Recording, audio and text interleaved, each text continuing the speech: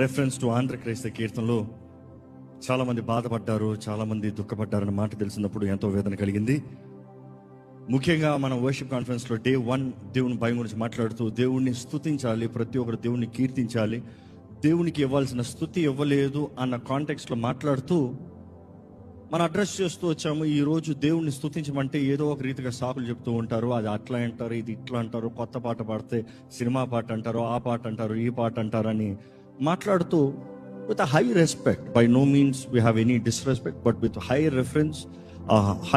reverence and a cross reference గా ఆంధ్ర క్రైస్తవ కీర్తనల గురించి మాట్లాడుతూ ఒకప్పుడు లేని బాధ ఈరోజు ఉంది అన్న మాట వాడటం జరిగింది. అదే సమయంలో ఎంతోమందికి మిస్అండర్స్టాండ్ అవుతానికి కారణం ఏంటంటే, అది మిస్ప్రిసీవ్ అవుతానికి కారణం ఏంటంటే దాంట్లో కాంటెక్స్ట్ని జస్ట్ మధ్యలో తలతోక లేకుండా మధ్యలో కట్ చేసిన దానికి అది ఎంతోమందికి అర్థం కాక వారి మనోభావాలు దెబ్బతిరుగుతాం జరిగింది.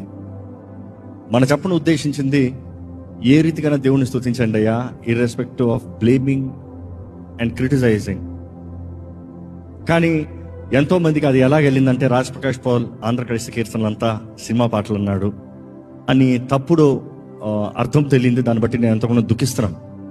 అండ్ ముఖ్యంగా సేవకులకి, సంఘాలకి తెలియజేయాలని ఆశపడుతున్నాను. వీ లవ్ ఆంధ్ర క్రైస్తవ కీర్తనలు. పుట్టకతో ఆంధ్ర క్రైస్తవ కీర్తనలు వింటూ పెరిగిన వారిని అండ్ ఎన్నో చక్కని ఆంధ్ర క్రైస్తవ కీర్తనలు పాడుతూ వచ్చిన వారిని, అందులో అనేక శాతం వాటిని రీప్రొడ్యూస్ చేసి ఈ న్యూ జనరేషన్కి అందించిన వారిని. ఇన్ఫ్యాక్ట్ లాక్డౌన్లో అధిక శాతం ఆంధ్ర క్రైస్తవ కీర్తనలు పాడిన వారిని.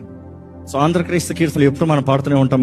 ఇన్ఫ్యాక్ట్ 740 అప్రాక్సిమేట్లీ 740 ఆంధ్ర క్రైస్తవ కీర్తనలు ఎంతో సారవంతమైనవి. బికాజ్ ఆంధ్ర క్రైస్తవ కీర్తనలో ఒకప్పుడు చెప్పాలంటే ప్రతి ఒక్క చేతుల్లో బైబిల్తో పాటు ఆంధ్ర క్రైస్తవ కీర్తనల పుస్తకం ఉంటుంది.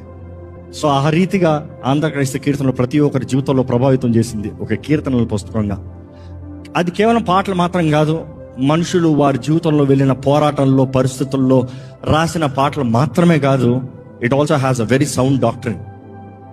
ఈ సృష్టి ప్రారంభం నుండి, నరజాతి విమోచన దగ్గర నుండి, క్రీస్తు చేసిన శిలువల కార్యం దగ్గర నుండి, ఆయన పునరుద్ధానం నుండి, ఆయన రాబోయే వార్త దగ్గర నుండి, ఇంకా it speaks about the entire the structure.